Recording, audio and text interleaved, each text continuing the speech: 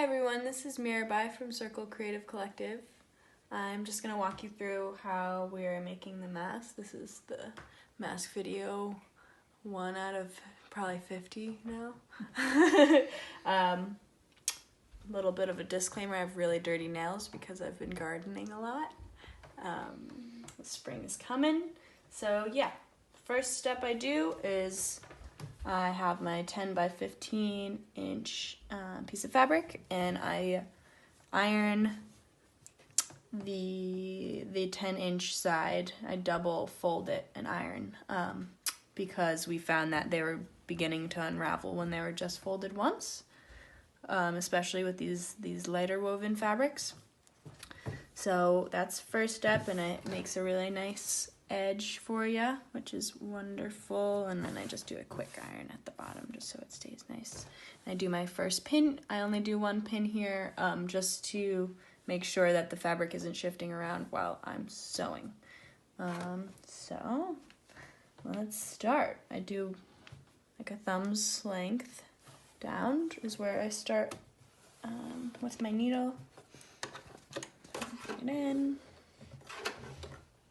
And one thing I keep in mind when I first start is how much room I want to leave to fold to make that tunnel for the elastic, which is really important.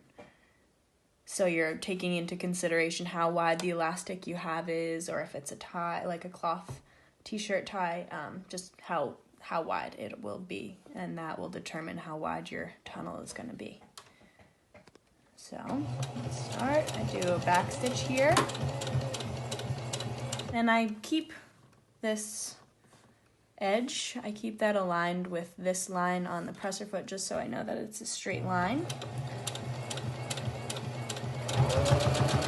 And then I leave about an inch. Is that an inch? A little bit more than an inch. I just like to have extra room. I'd rather have more room than less. And so I'm folding up from the edge here and kind of bringing that down, and then folding another time, basically to the needle. That makes a beautiful space right there, nice and clean. And then I bring my presser foot down. It's great because it's right on the needle, and then I by hand crank the wheel towards me just to get it into place. And I bring my presser foot up, turn, and this part is a little funny just because it has that thickness from the pre-folding, so it the machine sometimes gets a little sticky, but that's all right. I just start my stitches, and sometimes it doesn't like to move a bunch, so I just move it up over that thick part and going back stitch to make sure it's nice and secure. And on this part you need to make sure that you're close to the edge, so you leave enough room for the elastic. Exactly. Very good input. So yeah, I bring that whole piece down, making sure that it's straight and it's not getting wider at the bottom like that. Just following the first fold and then the second fold down so it's a straight line. And a good way, I just keep an eye on my presser foot and where the fabric is falling. So here there's no fabric here, so I know that I can stay along the fabric edge and it will be straight the whole time, which is great. I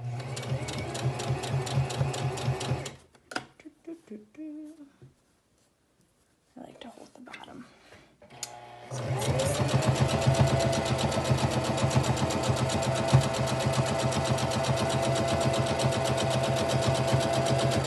And then when I get down here, I do a little back stitch just to keep it secure, because we're only, oh, I did 2 there. Why not? Extra strength. And then I take a metal nose piece. I keep the needle in, and I bring the presser foot up and turn it So now the bottom is the one that will be sewn next, and I kind of feed that in through the other side of the mask. And I have a space on my machine that I know the metal nose piece, the beginning of it can start, so it'll be centered. So I have a one little spot right here on the machine, and I know that's the spot where it'll be good for the centering of the nose piece after it's folded. I've seen people mark on their machine that spot. It just is very helpful, so you don't have to kind of guess or keep going back and forth to see if it's in the center. So then I lift my needle up, I bring the fabric forward, and I like to pull it a little farther just so I have extra room, so it's not pulling, the thread isn't pulling. Can I just say, you could also go straight across here. You could. As long as you get this as tight as possible without going over into the metal. These can wash and they won't degrade. They do very well for a while. So you don't have to worry about changing them, which is our initial thought in having this skipping the space so that you can pull them in and out as you needed to change things. Pull it a little farther just so I have extra room, so it's not pulling. The thread isn't pulling. Can I just say, you could also go straight across here. You could. As long as you get this as tight as possible without going over into the metal. These can wash and they won't degrade. They do very well for a while. So you don't have to worry about changing them, which is our initial thought in having this skipping the space so that you can pull them in and out as you needed to change things, or if you need. But it is good in case you want to microwave it. You could take it out. So this is great for that. And it's helpful in terms of having it close to the nose piece, for me at least. So this is so that it's not sliding around. So if you pick up the mask, it shouldn't really slide out. Yeah, but it'll be secure in that spot. But if you go onto the metal, I have broken needles, and also if it goes onto the metal, the little bit of the metal will poke through, and so it's a very delicate edge. Yeah, of being close but not too close that you're on it. So I also have a marker on my machine, so I know that I'm right next to it, which is this line on the presser foot. So you can experiment at home with a certain spot on your machine that you know it won't be on the metal, but it's right next to it, so it's not going to be sliding around out of place. So then I start, do a back stitch here, and I'm aligning with that line the entire time and keeping track of where the metal ends. And doing a back stitch there. So if you were gonna go all the way across, you just keep going, but I do it this way. I raise my needle up, my presser foot up, and I pull all the way to the end and a little pass so that it's not getting all tight and tied up.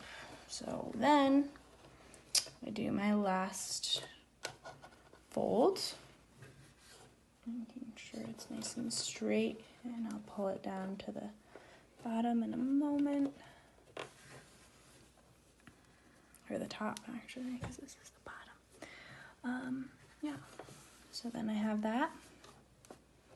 I go tiny bit from the edge, about as much from the edge as the other side. Just eyeing that. And then I can take this needle out now because I'm doing this last seam, or almost last seam.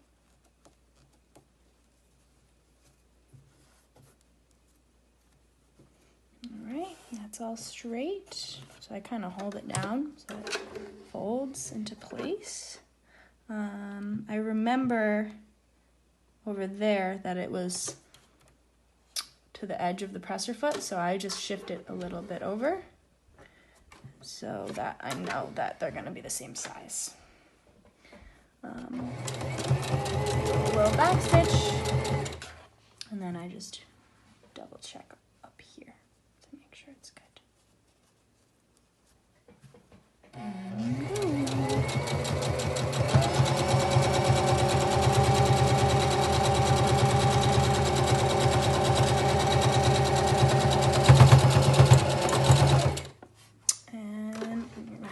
keep my needle down here, bring the presser foot up, turn. So I just got to the end of this seam and I'm gonna raise my presser foot, keep my needle in and pivot. And here I bring my presser foot down and I kind of just have an idea, I just do it with my finger, of where I'm gonna end now. So I keep my finger there, go straight down the line here, and then one back stitch, and voila. So you want the pocket to be big enough so that it's usable, so that people can actually get their filter into it without Easily having to fight too hard. Yeah. And then I just go back and I pull the string, and then I go right at the edge of it so that there's no excess thread to all of these spots.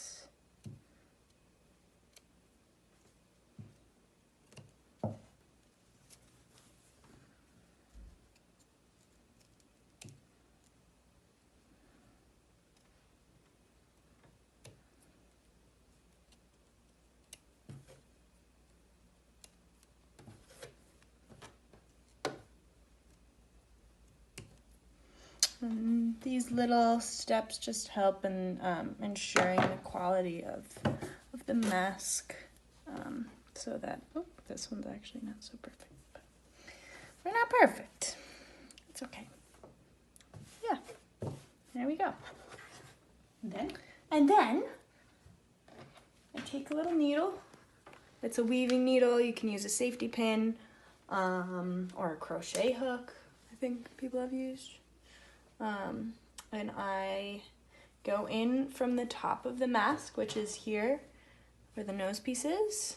That's really important because this is gonna just make sure that we can tie, the open part of the tie is at the top of the head, which is just much more comfortable in terms of tying. So I go in, and this is just like rethreading a hoodie. Can you use a safety pin? Safety pin, crochet hook, or something else that you might have with a hook.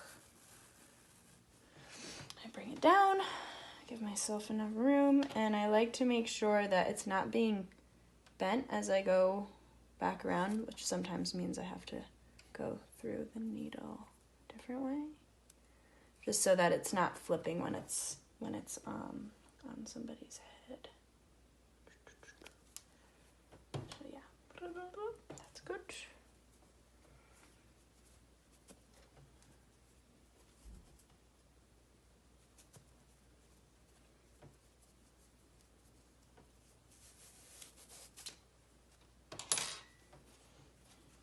And voila. Want to show how to put it on?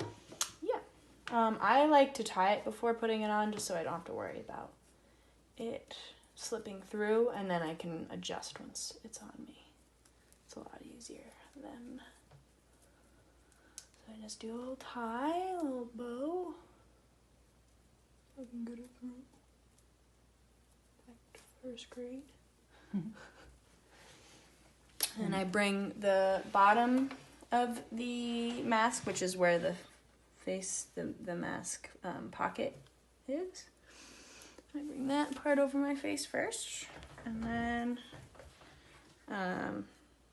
pull this part up, and I kind of just wedge it over my face, and I'm pulling up as I'm doing that. And you can also do that when you're adjusting it. I bend the nose piece, and then this is when I adjust it to fit my face really well. Just kind of pull. And so there's no space. So there's no space, yeah. And we found that really just frames the face really well. Instead of pleats or something like that. And then there you go. Perfectly on. Thanks for watching.